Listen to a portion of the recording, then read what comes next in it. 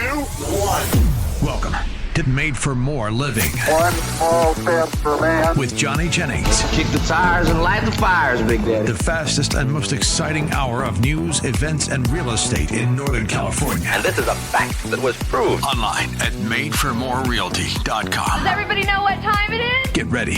Here we go. So this is technically a real estate show, right, Matt? Technically a real estate show. But every now and then, I get a request from somebody, and they're like, hey, I think this would be a great guest to have on the radio station. So I got a call from this friend that used to actually be on the real estate team, and her son's a contractor, and they're like, oh my gosh, you should totally have Bob Hasty on the show, like her father-in-law. And she's like, he is like the world's most interesting man, and he's doing a lot of good things for people in the world. And people need to know what he's doing so they can support him if they're interested. And so on the show today is Bob Hasty. Thanks for being on the show, Bob. Awesome. Great to be here with you guys. Remember that show, Where in the World is Carmen Sandiego? I feel like that applies to Bob Hasty. Where in the world is Bob Hasty? It totally does. That's what Josephine says all the time. She's like, where in the world is Bob Hasty? But Bob, you've been all over the place, helping lots of different people. Yeah. But recently you came back, was it in Nepal? Is that where you were recently? Yeah. You mind kind of sharing what it is you were doing there and maybe some things you've seen over the years? So I've been in Nepal 10 times, and we build houses, we build churches, we dig fresh water wells for people that don't have access to water. And then we do some other things, we help with surgeries, and farmers plant crops and things like that. Mm-hmm. So that's what we're doing there. And do you want me to go ahead and tell that story I just told you? Yeah, let's hear the one about the lady. So, I think it's important that when you go to these countries, you don't just go one and done. You go and you keep going so you can build relationships and see the real needs in real time.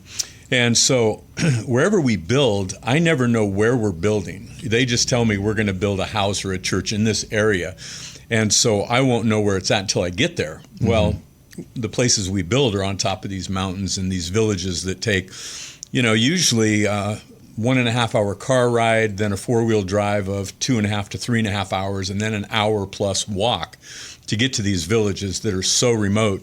And so we had built a house for an older couple that really just lived in kind of sticks and straw and palm leaves, didn't have anything. And we built the house, and so we went up to dedicate it. And so after we finally got up there, here's this couple, and here's this great little house we built. And so we went into the house to dedicate the house and to worship. And, it was just a celebratory time. It was great. And I noticed that we went to cut the ribbon, that the wife was holding her husband's arm and then putting her hand on the walls of the house, kind of feeling it. Mm-hmm. And I remember just thinking, wow, that's kind of odd, So I leaned over to my friend who's from Nepal, and I said, what's going on there? And he said, she's blind. And so I didn't know that. I didn't know she was blind, But I thought, wow. And my first thought was, how sad. You get a really nice house for that area built, and you don't even get to see it. Right. You can just feel it. Yeah. So, that just kind of touched my heart. And we went in and we prayed and we sang and gave thanks. And then they had a nice barbecue, fresh water buffalo all barbecued up and rice. And so we're out there, and I just kept looking at this lady. And then I heard a little voice, which happens a lot, when you're out there. And this voice, I believe the voice of God, just said, infected eyes. I just heard those two words, infected eyes. And I thought, that's really weird and interesting. And so I asked my friend, I said, hey, can you get her to an eye doctor? And he said, okay, yeah. Well, to get her from where she was at to an eye doctor was no less than 5 hours. So it's 5 to 10 hours to get her there. So in a few weeks, they got her there and then found out that they could do a surgery on her eyes. So they did. I gave them, our nonprofit gave them the money to do the first surgery, did one eye, went good. She could see out of it. So then she was supposed to go back a month later, but she had something else going on physically and they couldn't do it. So they prolonged it another month, which was actually good because I happened to be coming, 3 months later. And so after they did the second surgery, they called me back and they said, hey, she can see now. Wow. And I said, seriously? And they said, yeah. And so we had built a church up in that area, so I was going back there to dedicate a church that we had built. And so when I went up there, got to see this lady. And there she was, and she wasn't putting her hands on her house. She was seeing, and I sat next to her and talked to her through a translator. And she said, here's her quote, "I am so excited. I finally get to see the whole world." Wow. And, you know, Incredible. you're just thinking, now, here's the deal. That's a great story, and I am absolutely just amazed to be a part of it. But it just speaks to a couple things here. That I've found that the more you go to places, the more you see, Sure. the more awareness you have. And so in this case, I saw something that, for whatever reason, nobody else had seen. You know, a blind woman that could potentially not get, not have to stay that way. So I saw that. I saw her. And here's the deal. That surgery was $300. Really? So, let me just ask you guys. If you were blind and you couldn't see, and a surgery for $300 could open a whole new world to you, what would that do to you? What would that do to your heart? What would that do to your perspective of God, of community? And so that's just one of those cases where you're just going, man, that's why I keep going. It's not easy to get there. I mean, it's 30 hours, to get there one way with layovers and stuff. And then it's another, like I said, 4 hours to get to some of these places. And you have to hike, for an hour or two. And it's brutal, but it's worth it. That's incredible. And what I was thinking about is like, it's Nepal. Yeah. Like, they don't have like ADA compliant stuff, like she's having to probably grope around, feel her way through life. Always. And now she can walk freely. Mm-hmm. That is just, that's incredible. And for only $300. $300. I mean, that's it. And I think a lot of times in America, we just think about countries that are so overwhelmed with poverty. They do, we just tend to think, well, what could I do? There's, what's the little I could do? And that just showed me $300. I mean, my gosh, you can get a handful of people together, come up with $300 and help somebody see. I mean, that's just mind-blowing to me. Yeah. Yeah. Yeah. But talking about third world countries, you travel all over the place. Yeah. You spent a lot of time in Haiti, right? Yeah. Yeah. I started going to Haiti like 12 years ago. Okay. Been there 30 times. Wow. Lived to tell about it, yeah, because it's a pretty violent place, pretty crazy place. I've heard it's gotten worse. Yeah. Like probably since 12 years ago. Yeah. It's the gangs last report either run 100% of Port-au-Prince or 90%. And then I just found out that kids don't go to school right now because it's just too dangerous. Kidnapping and violence, and it's just too crazy. How do you get around? Because you kind of stand out in Haiti. Yeah, I do. I'm not like other people. Yeah. I just have to make it. I just got to get through Port-au-Prince Airport and then get a mile and a half down the road to the small airport.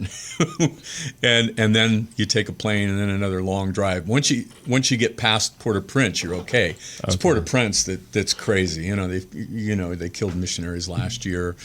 They just killed 120, I think, elderly people because they had heard that these elderly people were putting voodoo spells on the gang members, and so they just executed them. These are old people. They just executed them.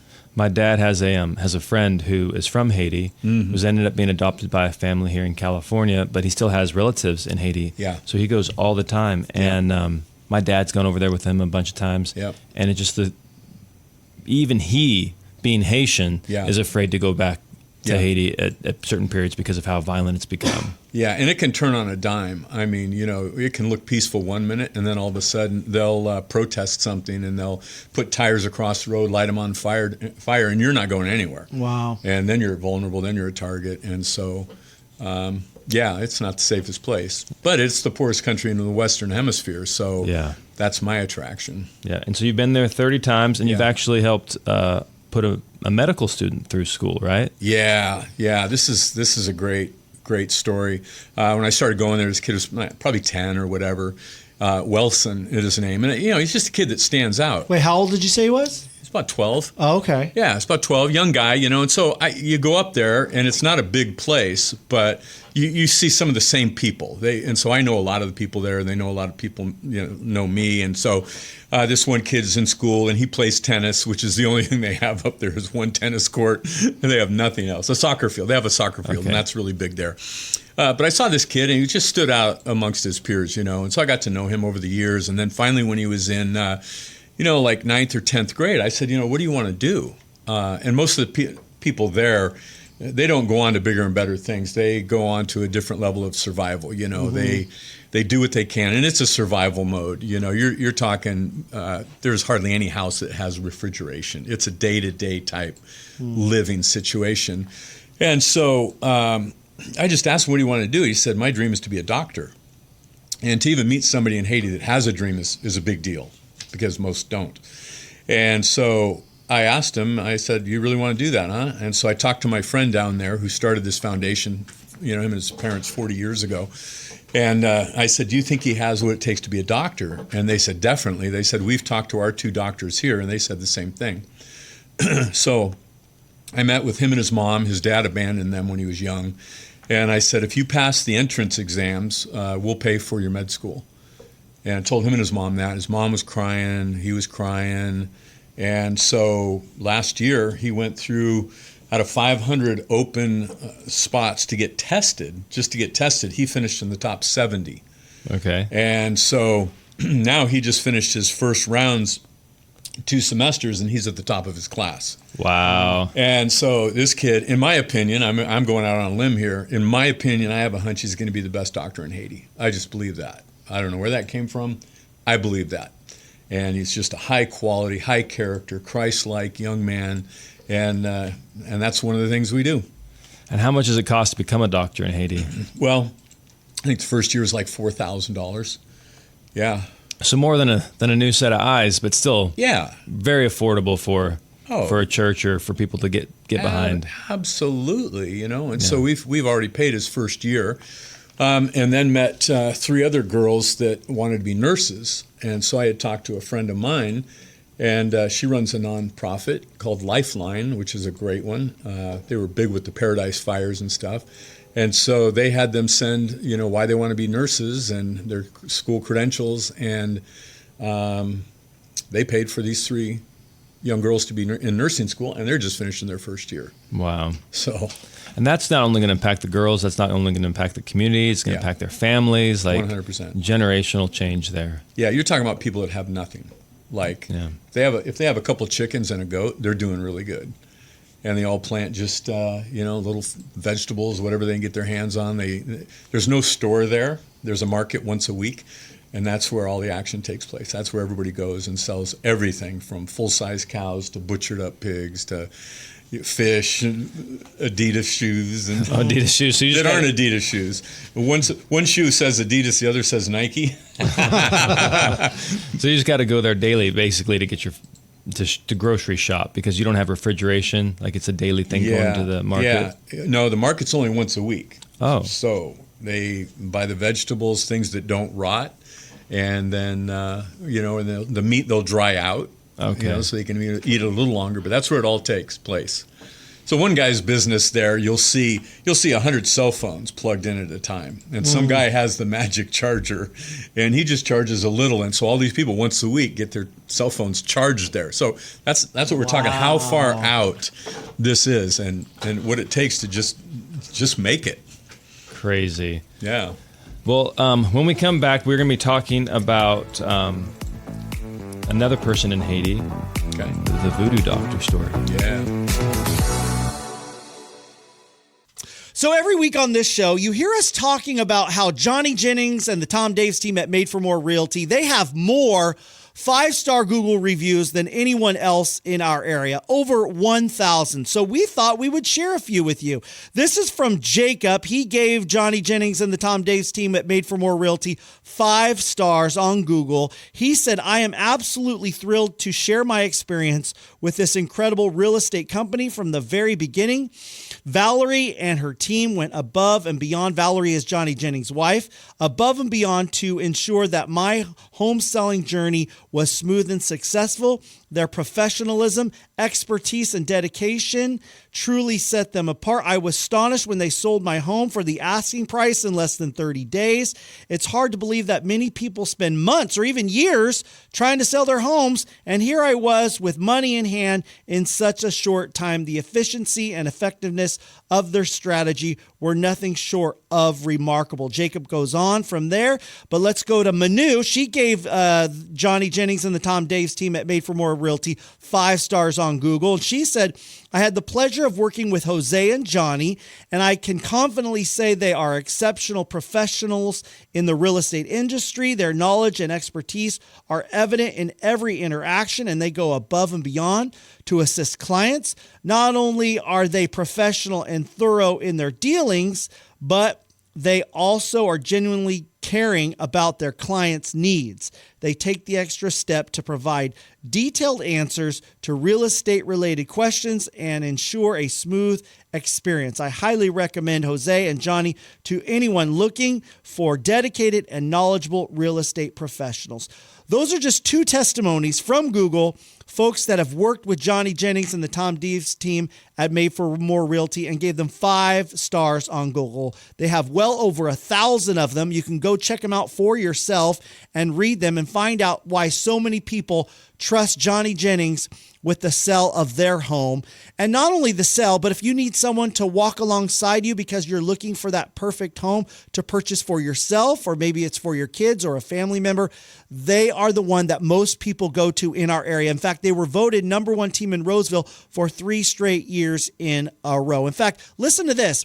If you don't want to go through all the hassles of doing open houses and stagings and organizing or even some costly home repairs, listen to this. They'll give you at least 3 cash offers on your home in as-is condition. Again, 3 cash offers, not 1, not 2, but 3 cash offers on your home in as-is condition. What do? You just Google Johnny Jennings and the Tom Daves team at Made for More Realty. Again, Johnny Jennings, Made for More Realty. Just Google them and find out how you can get at least 3 cash offers on your home in as-is condition. So Google them today and get more for your home. This is Made for More Living with Johnny Jennings. Online at madeformorerealty.com. So we're back with Bob Hasty with Rebuild Global. And you had this story you wanted to share about voodoo witch doctors in Haiti. Yeah. You mind sharing what that is about? Yeah, voodoo and witch doctors, it's common practice there, and they even advertise it. So you'll see a red and black flag in the front of somebody's little house, and that's just a sign that this is where you come to get spells and witchcraft. And kind of like a barber pole? Healing, yeah, kind of. I mean, you see it. And these people are, in my opinion, legitimately oppressed, possessed by demonic stuff. Really? The stories are crazy. I mean, there's crazy stories that you would just scratch your head and go, just no way. And so I was walking in this just little bunch of shacks, and I see this guy, I see his little tin hut, and he's got probably 50 alcohol bottles just piled up in his front yard, you know. And so I just walk over to the guy, say, hey, how you doing? You know, and he's missing all his teeth and dirty, lives on the dirt floor, doesn't have a bed, doesn't have anything, you know. And so, but he's got 50 empty alcohol bottles. 50 empty alcohol bottles piled up in his front yard. So I take my friend in there and I introduce myself, and so we have a conversation to a translator. And my friend, who works with the big church up there, knows this guy, and his reputation precedes him. Everybody knows who this guy is. And he was the guy that a witch doctor would hire to go do bad things in the middle of the night. So let's just say you had an axe to grind with Matt here, and you wanted to put spells on him. You'd go to the witch doctor and put spells on him, and then this guy would go do bad things to Matt. So, are you serious? I'm 100% serious. And so this was this guy's reputation. I'm not going to call him a hitman, but side conversations with people says that he's done some things. And so I got to talking to him about the gospel. I got to talking to him about Jesus. My testimony, I used to be an alcoholic. Read the gospels, prayed. God delivered me 45 years ago from an alcohol addiction. So I shared with him, and he quickly informed me that he was afraid of his boss. that he lived in fear of this man because he had him under his control. And then he looked at me and he said, through a translator, he says, I have done many bad things in my life. And I told him, so have I. And I said, you need a new Lord. This guy is not called to be your Lord. He's not called to be your ruler or master. There's a new Lord. And I told him about Jesus and how he can set him free and how he can forgive him from all the things that he feels bad about. And so, after about an hour, I said, why don't we get on our knees and why don't you ask Jesus to be your Lord, be your Savior, and why don't you follow him as your master? And he did. And we got down, he was crying, we got down on our knees and we prayed, and he received the Lord. Now, that's a big thing. 3 months later, I go back to visit him. I give him some money for some clothes, some food, because he had nothing. He had in his front yard a little place where he did his fires, and there was a pot with some grass and some leaves in it. So I think he was making some soup or something, but there was nothing there, And he was skinny as a bone, and so got him some food, got him a bag of rice, got him some things to help him, bought him a bed, which was amazing. 3 months later, I go back, and all the bottles are gone. Now, I never told him he should stop drinking. I never told him anything about it. We didn't even have that conversation. But he got rid of it on himself, and he stopped drinking. And so my friend said that, who's a leader in this church, he said, and I told him, I said, you go to church. When he came to church, everybody in the church just stopped and looked at him because they knew who he was. He was a bad guy. And they were, to be honest, this church was a little afraid of him. But that was 2 years ago. And he is there every Sunday worshiping God. Wow. Then a year ago, we built him a new house. Wow. So this guy went from being oppressed, living in fear, bound by alcohol, to clothed, fed, new house, goes to church every Sunday. He's a different man. Incredible. Different man. Completely different man. What prompted you to go up to him originally? Couldn't tell you. But so it wasn't like somebody told you. Hey. No. Just start walking around. You start walking around. I'm big on, we're in Ephesians where it says that we're not saved by good works, but God has prepared good works for us before the foundation of the world. Mm-hmm. So it took me a lot of years to just figure out. It's a very simple plan of God. I just simply have to ask, what's the good works that you've created me for, and where do I do them? So if you just wander around, if you just get out of the comfort zone, out of the bubble, out of Roseville, right? Just go, and you'll start seeing some stuff. And when you start seeing some stuff, your heart will get moved. When your heart gets moved, then you start doing things. And then you start seeing change and transformation take place in communities, churches, and individuals. So what's your strategy? What are the keys to going into a country, a culture that is 180 degrees opposite of the United States? Yeah. And where these people already have walls put up of who's this guy? He doesn't speak my language. He looks completely different from me. How are you able to make those effective connections with people that are so different from you? Yeah. Well, one of the things I think we need to realize is that when you go to these countries, most of them are glad you're there. Are they? Because they know where we came from. Oh, gotcha. They know what's going on in America. They know this is paradise. So for them, it really evokes curiosity. Like, why would this guy come here? They know what we leave from. And so they're automatically impressed. And then if you just start relating, eating their food, sitting with them, and then you want to help, then it's like they just absolutely love it. They absolutely love it when we come. Now, we're careful. I'm careful when I go that we don't take jobs from the people that are there. I have a guy in Haiti that I met, and once again, I felt like God told me, hey, connect with this guy. And he was a young guy, and he had built a house, and so I asked him to be my new contractor.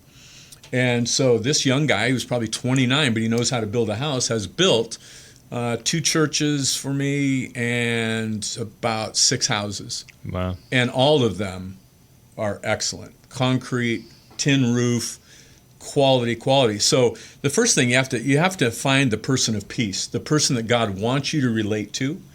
And then when you find that person, then you really get relationally connected to that person. which is once again why I go back. Is so I continue the relationship. I see, is this where our money went? There's accountability, and that just keeps going. But we talked about Haiti, we talked about Nepal, but you've gone and you're involved in, I think, 4 countries? Yeah, Pakistan, Albania, Nepal, and Haiti are the main 4 that I go to. Okay. Yeah. So how do you pick where? Yeah. Where you're going to focus? You know, what's that story in the book of Acts where Paul was going to one place and the Holy Spirit forbid him? It's really the only place you see God forbidding people to go. Well, what was going on is there was a man praying in Macedonia for help. And so God just redirected him to that guy. So, I mean, we don't think about it very much, but a good question to ask ourselves is, whose answer to prayer might I be? I mean, there's somebody praying. Well, I believe that I'm there by the sovereignty of God. I believe I'm there because, well, in fact, I'll just tell you, the place we go in Haiti, up in these mountains, the lady whose husband founded 12 churches up there as a medical doctor, 12 churches, and they are fully functioning, doing well, and run from anywhere from 75 to 400 people in the middle of nowhere. Wow. You know, he would treat patients, preach the gospel to them. They'd become Christians. He would start a church. Well, when they had these churches, his wife would just, who served the poor up there, would just pray, just intensely every day. God, would you provide church buildings for these 12 churches? And then I'm going to say about 10 years ago, I took a team up there and we found these needs. And then I brought a couple construction guys and God laid it on their heart. So now all 12 of these churches have buildings. She had been praying for a long time. 10 years. Yeah, longer. Yeah. 86, 96. Oh, yeah, she'd been praying for 20 years. Oh, gosh. And she's 91, and she's Nice. amazing. She's an amazing woman.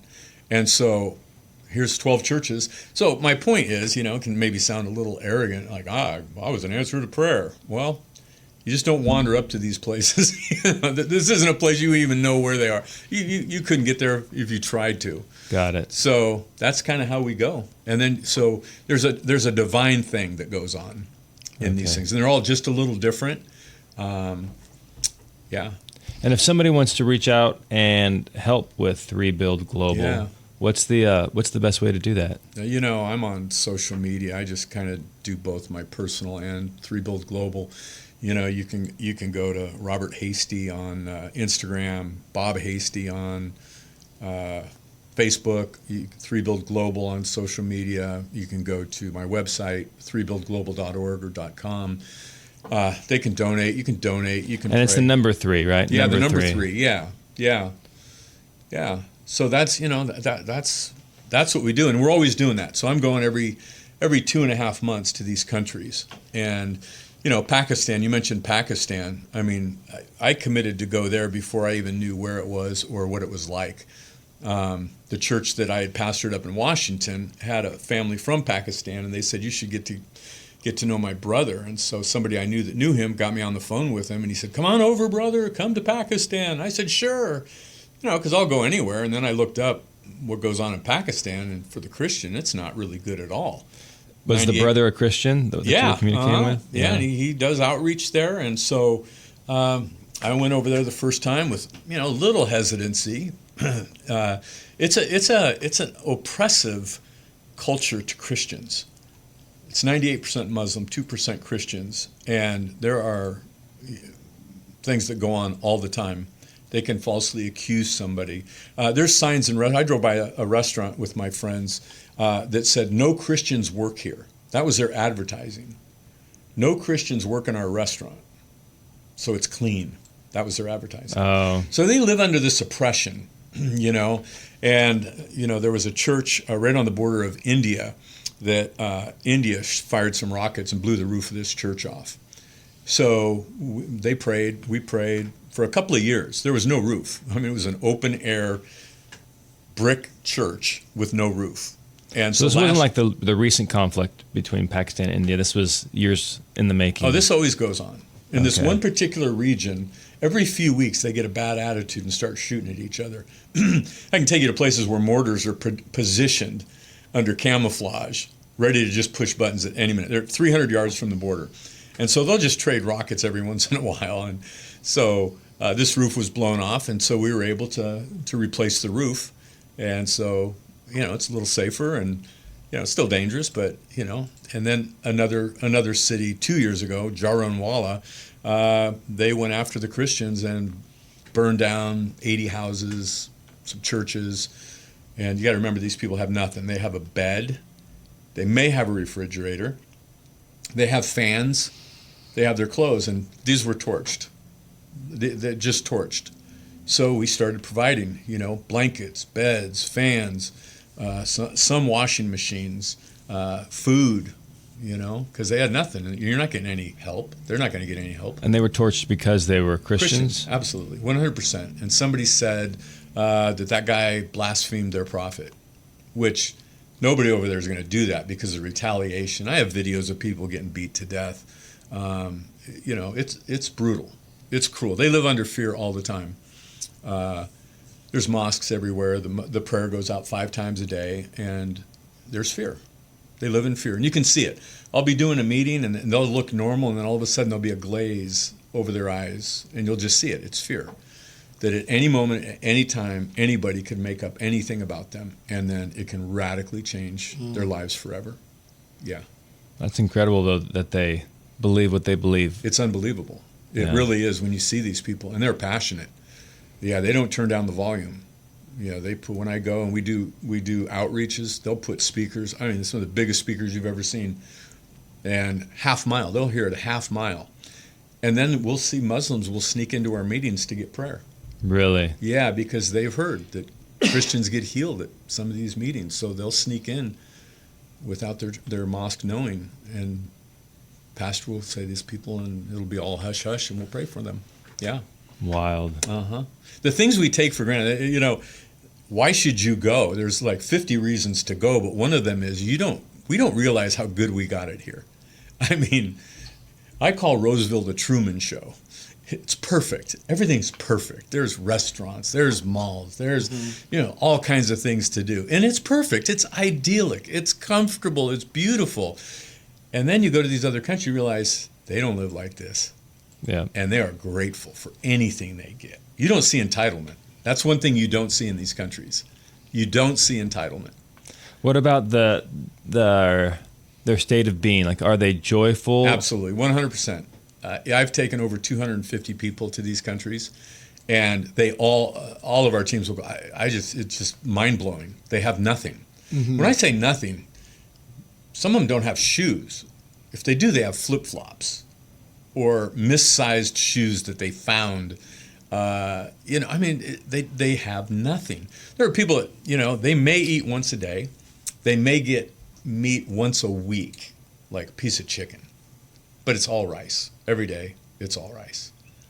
And that's it. And so when I take, and it's kind of funny because I'll take team and I'll just say, hey, what touched you here, And people will cry. People will make promises. I'm never going to drink at Starbucks again. I'm never spending $6 on it. And I'll just tell them, calm down. That's your good intention, but that's a new form of legalism. And the reality is you are going to have a Starbucks. So don't. Just ask God what he wants you to do. And I can tell you that out of the 250 people I've taken on mission trips, all except one have gone back multiple times. Really? Yep, 100%. There's young people that went, I didn't even know it. They started supporting a family every month. Family of like 6. I didn't even know it until I went back to this one particular place and found out. And so just the fact that somebody would be touched, not advertise it, and just go do it, was just amazing to me. How were they sending the money? Was it like Western Union or? Well, that's where you got to be careful. That's, once again, I go to verify. I go to make sure needs are legitimate. Because unfortunately what happens in a lot of these countries, you can just get 25 kids, put them in a parking lot, take a picture, get a banner, call it an orphanage, and then they can, send it to Americans, and people will send money to them. But there's no orphanage. There's just some guy that had 25 kids he got a picture of, and he's getting money. So I tend to really validate who they are, what's going on, build a relationship, and then if they ask right off the bat, I tend to shy away. If it's relationship first, and then I have history of what they've been doing before I got there, then I go. Then you can give. And so sometimes I'll use the Wise app. And once again, the reason I go every couple months is to follow up on everything that we're doing. Sure. Yeah. So they send people send donations to 3 Build Global. Then I'll send money or bring it. I'll bring a bunch of money. Yeah. And then, the reason why I asked was because my again, going back to my dad, and he supports kids in Haiti. Yeah. And sometimes it's just hard for them. Like, they don't even want to go to the banks because then they're getting mobbed. Yes. Or robbed as they leave the banks. 100%. So, yeah. So you use Wise is what you use if you do have I'll to use send the money? Wise app. I'll go bring the money, use my friend. Then I'm always following up. Local contact, well established over years. Mm-hmm. Yeah. That's one of our mottos is we don't give where we don't go. I don't send money just to send money. That's not what we're about. We're about relationships. We're about walking with people. We're not about being the savior to them, but we're there to help them. I believe one of my callings is to help people that have zero vision beyond survival to say the same God that loves me is the same God that loves you. And provision may look a little different here versus there, but it's still the same God. God is still generous. God is still loving. At the end of the day, the failure of poverty in the world, and I didn't plan on saying this, maybe wrong, I think the failure of poverty is really the failure of the church to get beyond itself. You look at the average budget of a church, just where does the money go? There's a lot of staff. Yeah, you need staff. There's a lot of building. Yeah, you need a lot of building. But when you go from our opulent churches to people that have nothing, it rearranges the way you think and what you prioritize. Mm-hmm. So to me, the accoutrements of a nice church versus somebody getting fed for a year because we helped them plant crops, or we started a goat farm in Haiti. I know nothing about animals, but I just asked a question. How much is a goat? My friend said $40. I said, so if we get 15 goats, can we start a goat farm? He said, sure. So bought 15 goats, got some people to donate, buy a goat, and now there's like 40 goats. They multiply quick. So now they've got something to barter with. They've got something to feed their churches. So that's, yeah. I tend to agree. Where's the money go? Where's that line between what we need and excess? Yeah, well, here it's like, yeah. And I'm no different. I like comfort, man. I don't. Some of these places are so hot and so humid. You go to speak at a church in Pakistan and there's a heat wave. Well, it's already 90 degrees, so for them a heat wave was 108. So now you cram 300 people in a building with no air conditioning, and you haven't even spoke, and you are completely soaked in sweat. Completely soaked. So it's like, what do you need? I need water. I need a bottle of water, please. Yeah. That's all I need. And some salt to replenish. Well, to get Bob and 3 Build Global some salt and water, just go to 3buildglobal.com. Yeah, and you can just, whatever, there's some, I haven't been there in a while, but you can just click a box, send some money. If you put a footnote where you'd like to see it go. We do education. We started 4 schools. We just helped start a girls' home in Nepal that I was there a month and a half ago, and it was the first week of 7 girls from villages that either had been abandoned by their parents, abused by their parents, and so these 7 girls, or one, actually a couple that we built a house for had 2 young kids, and they couldn't provide for the kids, so they willingly wanted their daughter to be raised where they're going to get an education and offered their daughter to live in this girls' home. Wow. And I mean, that's just, one girl had her fingers burned off, and so at her village school, everybody thought she had leprosy. So she didn't have a friend in the world, and everybody would just yell and run from her. And to see her getting healed from that trauma is pretty spectacular. I can't imagine. Yeah, and they're in a nice house with a just caring couple that I've known for a few years now. And I was there before it opened. I was there a month after it opened, and I'll be there next month now to do a 3-month checkup. Wow. Yeah. Bob, it was an absolute pleasure having you on the show. Thank you so much. I'm so glad Josephine connected us. You know what? Thank you for having me. This is a blast. Thank you. Want to share some more testimonies, which you can find on Google. Just search Johnny Jennings and the Tom Daves team at Made for More Realty. There's a reason why they have over 1,000 5-star Google reviews, more than anyone else in our area. Here's an example from Chris. He said, Valerie and Johnny Jennings, Valerie is Johnny's wife, were wonderful with us. They are very professional and continue to stay in contact with us all through the whole process of selling our home. They were also very patient with us because of a few setbacks. They were unbelievable because they had the house sold within a week. I would recommend them to anyone who needs a great real estate company. Thanks for everything, Chris. Christina, who also gave Johnny Jennings and the Tom Daves team at Made for More Realty 5 stars on Google. She said, Jose is truly exceptional. He's part of the team. He is incredible, efficient, proactive, and always delivers high quality results at lightning speed. His willingness to lend a helping hand is unmatched. I highly recommend Jose and the entire Made for More team. They're a dream to work with. That was Christina. And again, she gave Johnny Jennings and the Tom Daves team 5 stars on Google. So there's a couple of examples. You can go read them for yourself. Again, just Google Johnny Jennings and the Tom Daves team at Made for More Realty. Find out how you can get at least 3 cash offers on your home in as-is condition. So if you're looking to sell your home or purchase a home, they'll walk you through the process like so many people have and are so happy with their results. They're great to work with. So again, just Google Johnny Jennings and the Tom Daves team at Made for More Realty and get more for your home. This is Made for More Living with Johnny Jennings. Online at madeformorerealty.com. Well, that was incredible, learning from Bob Hasty and everything he's doing. What a great heart. Yes, love that. Yeah, definitely pulls on the heartstrings and makes you reevaluate what's going on in your life. That's right. What are the priorities? What investments have eternal reward, you know? Yeah. Rather than, the right here, right now. And that's right. But there is the right here, right now, and people are, a lot of people are confused about what's happening in the real estate market. I was told for years and years and years, Johnny, you are, because I've only air quotes been doing this for about 10 years, and people were telling me, Johnny, you've only known a good market. So, and if somebody got into real estate around 2010, 11, 12, somewhere around there, or later, they've only air quotes known a good market until about 2022, mid 2022 for real estate agents. So there's this generation of agents who, for a long period of time, had never experienced a challenging market. Here in California. Well, it just nationally.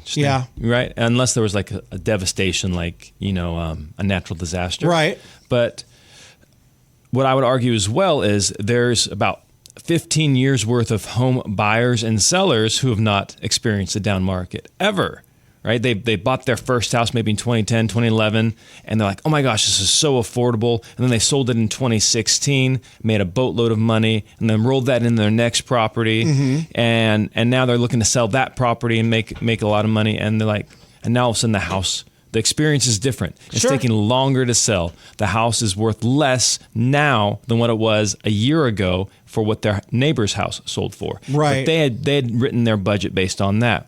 And then before we get into like just what's happening in the real estate market, if you are looking to sell your house, and I say this with all love, kindness, and sincerity, it's not based off your budget. The value of the home is not based off of your budget. When you buy a stock, it's not based off your budget. When you're selling your car, you don't go, okay, well, I bought the car for $10,000 and I need an extra $5,000. So I need to sell the car for $15,000, $16,000 in order to to make my budget work. Right. The car is worth what the car is worth.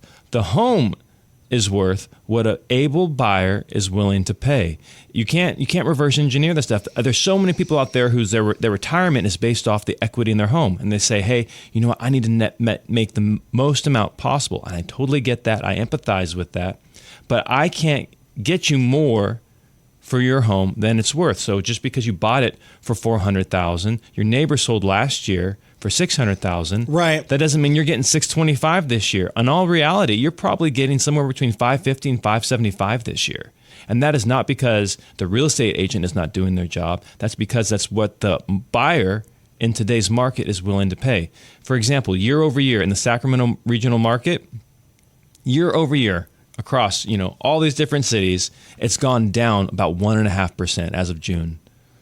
It's gone down, not up. Right. And so if you're living in a home that's, worth, let's say $600,000, it's gone down about $8,000. It hasn't gone up since last year. It's gone down $8,000 since last year. And then, so there's a guy, we talk about him often. He's been on the show before, Ryan Lundquist. And he has some great stats that he talks about. And 34% of pendings in June in the Sacramento region needed a price drop before getting into contract. On average, the price adjustment was 5.7%. So let's use that $600,000 home price. Again, for some people, that's a lot of money. For other people, that's not a lot of money. It's more middle of the road price point, $600,000. That's over $30,000 below what they thought the house was worth initially, just to get into contract. And that's not counting any concessions that happen once you're in contract. And so if you are a buyer, for nearly a decade, I've been waiting to hear, hey, when prices go down, I'll buy. When prices go down, I'll buy. Well, guess what? If that is you, prices are going down. It is a great time to get a deal on a home right now. And I don't think it's going to last. As soon as they figure out tariffs, as soon as this Iran thing settles down, interest rates will then fall. And all of a sudden, you're going to see a little housing air quotes boom. Oh, you think so? I think so. I think because there's a lot of pent up demand. So many buyers are sitting on the sidelines. This year? It depends on how long it takes to get those two things figured out. Yeah. And I think they're really close to figuring out those two things. The conversations that have already happened with China, the stuff that's been going on with Iran and Israel. Hopefully, they can get that resolved. And if those two things settle down, you'll probably see more confidence in the market. Jerome Powell will finally decide to, hey, you know what? Maybe we should do a price adjustment. There's jobs, there's stability, things are good. And then as soon as those price drops go down, as soon as those interest rates fall just a little bit, 0.25%, 0.5%, then all of a sudden, I think you're going to see a bunch of buyers jump into the market, driving those prices up. Oh, man. So if you're wanting to get a great deal on a home, now is the time. And the sellers, but that's not guaranteed, right? So if you're a seller, I'm not saying wait because prices are going to go up. You have to do what's based off now. Hogs get fed, pigs get slaughtered. Did I say that right? Or pigs get fed, hogs get slaughtered? Whatever it is, don't get greedy. Because if the numbers work for you right now, sell your house. Because if this drags out, your house could be worth less in March, April, May than it is right now. Nobody has a crystal ball. Nobody has a crystal ball. But that is what's happening in the market. I don't know who you are. I'm not trying to get a quick sale out of your house. I have no dog in this fight. So if you are feeling frustrated with your real estate agent, as long as they have a strong marketing plan and they're communicating with you, understand that this is the market. Your realtor doesn't make the market. Yeah, and that's what I think a lot of people appreciate about you and your team is you tell it like it is. You don't sugarcoat it, and you're real with people. And I think people appreciate that. Absolutely. They appreciate that. I don't want a BSer. I don't want to work with a BSer. I want to work with somebody that I can trust, and someone I can trust tells me like it is, I was just at an appointment 2 days ago, and the sellers I would have been their third realtor. And they're like, Johnny, we need this much. Is this realistic? We don't need to move, but we need to make this much money. Like, tell us honestly, because if you think you can do it, we'll move forward. If not, then we'll wait till you say to go. And I said, hey, based off what you're wanting, I don't think you can get that much for the home right now. So let's just keep our finger on the pulse and move forward. And they said, thank you. That's what we were thinking. But everybody just keeps saying they can get us our price, and then they can't get us the price. And, it's... Yeah. People appreciate that. They like, if you're looking for somebody that's honest, like, there are some good realtors out there. But if you'd like to connect with us and our team, just go to madeformorerealty.com. We'd be happy to help you. So every week on this show, you hear us talking about how Johnny Jennings and the Tom Daves team at Made for More Realty, they have more 5-star Google reviews than anyone else in our area, over 1,000. So we thought we would share a few with you. This is from Jacob. He gave Johnny Jennings and the Tom Daves team at Made for More Realty 5 stars on Google. He said, I am absolutely thrilled to share my experience with this incredible real estate company from the very beginning.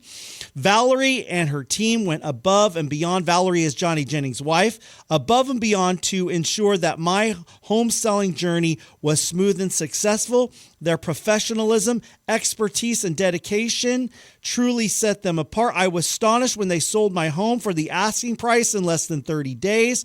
It's hard to believe that many people spend months or even years trying to sell their homes, and here I was with money in hand in such a short time. The efficiency and effectiveness of their strategy were nothing short of remarkable. Jacob goes on from there, but let's go to Manu. She gave Johnny Jennings and the Tom Daves team at Made for More Realty 5 stars on Google. And she said, I had the pleasure of working with Jose and Johnny, and I can confidently say they are exceptional professionals in the real estate industry. Their knowledge and expertise are evident in every interaction, and they go above and beyond to assist clients. Not only are they professional and thorough in their dealings, but they also are genuinely caring about their clients' needs. They take the extra step to provide detailed answers to real estate related questions and ensure a smooth experience. I highly recommend Jose and Johnny to anyone looking for dedicated and knowledgeable real estate professionals. Those are just 2 testimonies from Google, folks that have worked with Johnny Jennings and the Tom Daves team at Made for More Realty and gave them 5 stars on Google. They have well over 1,000 of them. You can go check them out for yourself and read them and find out why so many people trust Johnny Jennings with the sale of their home.